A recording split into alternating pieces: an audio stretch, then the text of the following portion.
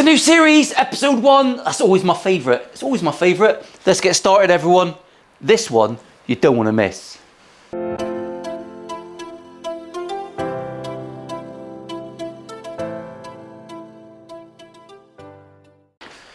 So welcome back to the first part of a new build series. It's always my favourite episode, number 1, because lots of you come in and watch. If you want to help YouTubers out, watch to the end of the video so that YouTube itself knows that we are legendary and we're on the right track. This build is a little bit unusual because we're building a Warlock. Magic. I've never built a Warlock before. I don't think I've ever built a guitar so pointy, but I'll run you through what I'm doing to make my Warlock a little bit sexier.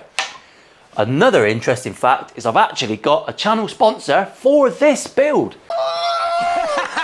A first for me, it's a first. I might be going somewhere, I don't know, down maybe. We've got a channel sponsor, more about that later because it's awfully cool. We're making a Warlock. This is for a younger viewer. Regular viewers of the channel know that my language is abhorrent at times. He swears a lot, doesn't he? Terrible. It's not going to be in this series. I'm going to be very reserved. I'm not going to be reserved, but I'll bleep a few bits out because I might have some younger people watching and I don't want to appear to be an absolute sausage. Sausage.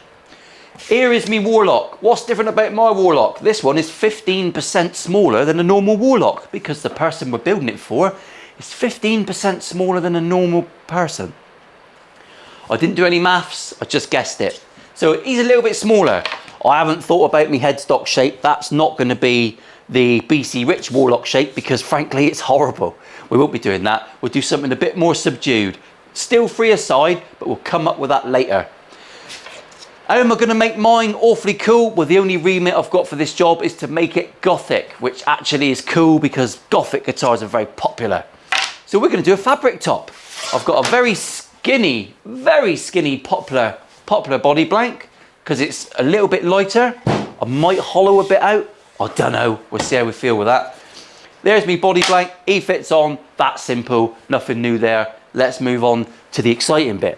If you've never watched me do a fabric top before, this is how I really like to do them. I've done a couple different ways in the past. This is my favourite style of guitar, so I'm very happy to be doing this build. There's not really any unknowns, everything, a bit of wood rubbing going on. We'll have to allow that. Perhaps that'll just be a bit of ambiguity.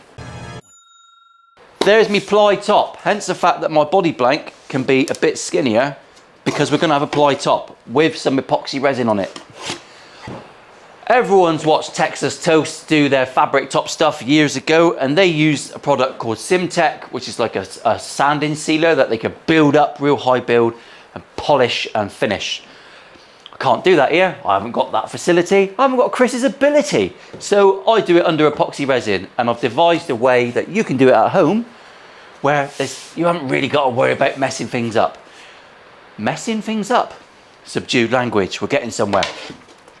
So onto here is my Gothic top. Allow me to go and get my fabric. Now annoyingly, I suggested this fabric to the customer and they picked it and it's got lycra in it. That might make this first stage a bit of a pig. The first job I've got to do today is basically glue this fabric to my piece of ply with just normal PVA. That is not a difficult job. Very thin layer of PVA, and then I'm also going to PVA on top of the fabric, and that stops any air bubbles coming through when we get on with the epoxy. So that's the first job. Exciting! Now, it's very important that you get your PVA very thin on this bit. Sometimes if you're using a really light fabric, something with whites or anything like that, paint your wood as well. Spray that white, just rough, and the colours won't bleed through. Not so much worry with black.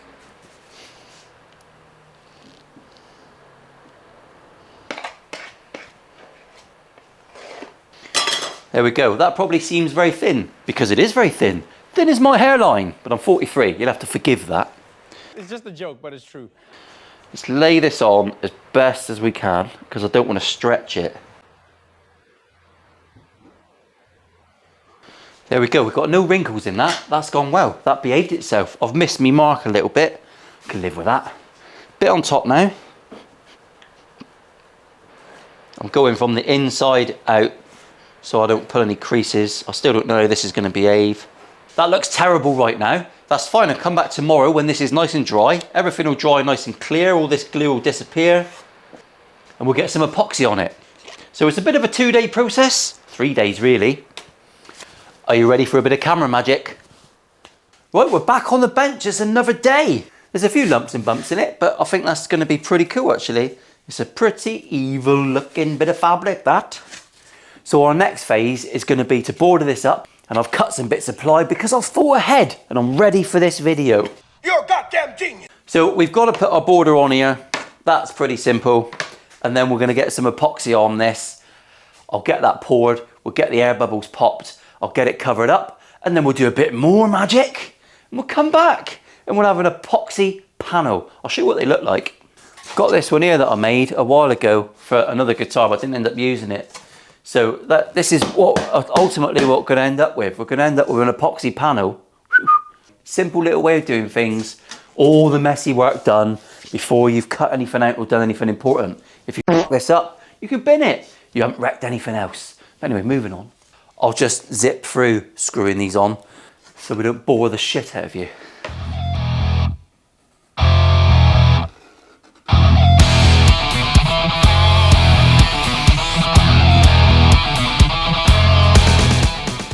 Just leaning on that with 14 stone 7 pounds. I like to eat. Is that such a crime? Right, I think we're pretty much sealed up there now. We know that our body fits in there quite nicely. Give yourself, I could have made this a little bit bigger to be honest, but it's a bit of wood I had in the cupboard, so that's what I used. It's technical, isn't it? I know it's technical, you have to stay with me on that. As you know, we've shrunk this body a little bit. It's a little bit teeny tiny, and that's because it's for a younger person. We're going to be putting a standard size neck on here. It's going to be a bolt on. We've actually been noticed. I say we because you're all part of growing this channel. It's not just me, is it? It's everyone. Everyone that watches and comments, you're all responsible for the channel getting a little bit bigger. So we've actually been noticed and we've got a channel sponsor. Yes, lovely. And we have been sponsored by Gothic. They've sent me some of the hardware for this guitar build. They've sent me the bridge, which I have here, which I would have unboxed, unbagged for the camera, but I couldn't help but have a little look. So it's a fixed hardtail bridge. I explained to them that this is going to be a full blackout build. It's going to be very gothic and sexy. So they've sent me a fixed bridge, which is a lot like a hip shot bridge. It's very high quality. So I'm buzzing with that. It's a really, really nice bridge. They've also sent me the tuners, machine heads, machine screws, whatever you want to call it in your part of the world. So we've got these as well, which I'll get out of the packet. Really happy to have them on board. They've sent me some gear for another build going forward. It will still be an honest review. If it's shit, it's shit, and I'll let you know it's shit. Shit. I've bought them machine heads in the past and they've been fine. These are much more expensive versions than what I bought in the past, so I've got no doubts they're going to be lovely. On with a little bit of epoxy in. I'll talk you through the epoxy stage because I've got to fill a video up, so we fucking might as well, haven't we? And everyone wants longer videos. I'm going to try and get the videos to about 20 minutes. I think that's too long for some of your little brains. But we'll wait and see. Little brains. Right, so we're over on Dinny Cam. Little Dave, there he is. Right, little Dave. You all know about little Dave. When you glue panels together, they all go a little bit warped and all the rest of it. So I've screwed this to the workbench, and that has given me the opportunity to level the bastard. Watch your profanity. Because obviously when we pour epoxy, we don't want it deeper one side than the other. Bit of logic for you there. That bit's for free. We're now on to mixing the epoxy. This is bog standard from Craft Resin. So I'm going to aim for about 500 grams. I have got a degassing pot coming, one of those little pressure chambers that you see all the top YouTubers use. I have ordered one. This stuff's not quite so important because we're putting it on very thin. It's very easy to get rid of the bubbles. I'll demonstrate. I've hoovered the life out of this. Still finding crap on it.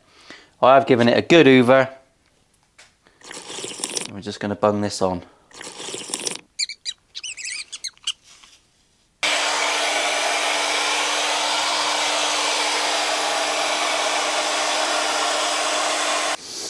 So we've got a bit of wood to put on top so that all the crap doesn't land on it when it's wet. And I've also hoovered that because I'm diligent.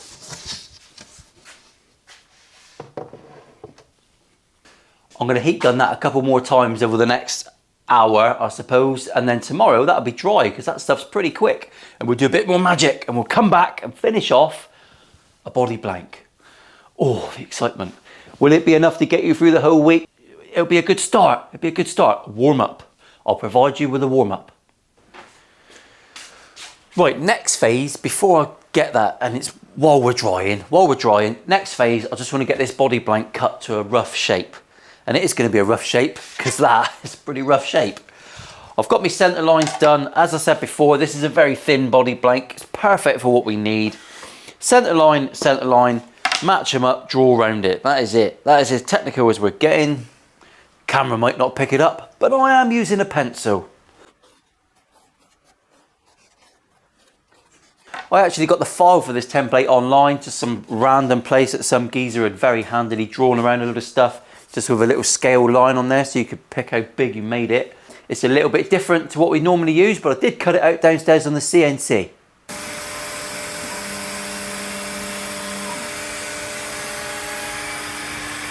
So there you go, we're all marked out. I'm going to go and chop this out now. Over yonder. Follow on.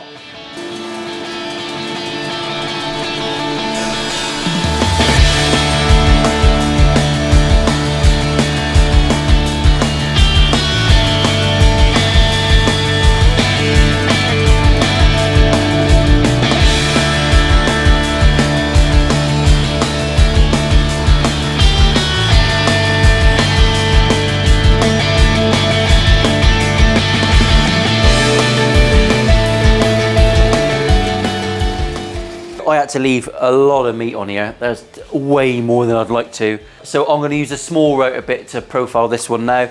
We'll screw this one down because we're going to cover up everything on the top anyway. Perfect. Over to the routing station. Care to join me?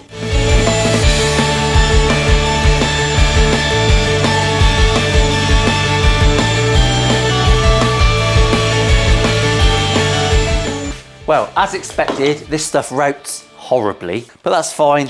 We're painting this one. It's an ugly wood. So off he comes. We have got a fair bit of router chatter because it's shit wood really. Terrible. But it's very, very light. I've lost a little bit on the corner here, but I am going to soften a lot of these corners because I've got to bind the bugger. And I don't fancy binding super sharp corners, so I'm gonna ease that away. We'll go and do that now. And then I'll get a load of wood filler on here and I'll leave that until the epoxy's dry and we'll get a body blank ready. Right, I've given that a good old filling. She's had a filling in and a sanding. Probably gonna need another blast, but that's enough to get us going. Should we cut the top up? My epoxy top has been going off for a couple of days. It's almost there. It does take a little bit longer than that to go off proper. So I'm going to chop this out. So I'm just going to draw around this. I don't have to cut it out particularly accurately. You probably won't be able to see that on camera because I can barely see it. But there is a mark there, I promise. I'm going to cut this out rough shape. I can be blasé with the cut in here. And I'm going to try and keep a nice piece left over to make a control cavity cover on the back so it all matches and looks a bit posh. So over to the bandsaw. You've been there before. This is not a first.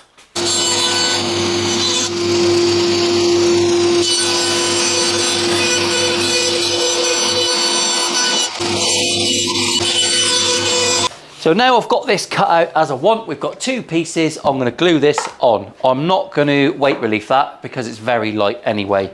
No need to chamber anything out. No need for any heroics. I'm going to bung that on there. I'm going to glue it on. I'm going to use my template on top as a little press and we're going to clamp the life out of it. Not the shit out of it. We're keeping it clean. I'm going to clamp the life out of it. Why do we use Type Bond? Because the internet says it's the only glue for luthiers. Someone online is full of shit. My very fancy glue spreader. String height action gauge, which I can't see without multiple pairs of glasses on. So we'll just get this spread on as bestest as we can. As you can see, one of the things I'm always aiming to do is doing each stage of a build, and if you cock it up or cock something up, it's not going to affect anything. You can throw it away. If this had gone wrong, we could have binned it. This is fine. That's the whole point of what we're doing here.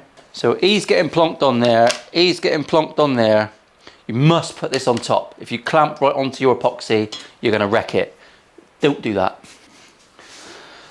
Once I've got the 4 points done, I'm going to turn him over. I'm just going to triple check I've got overhang everywhere. You only need a mil, if that.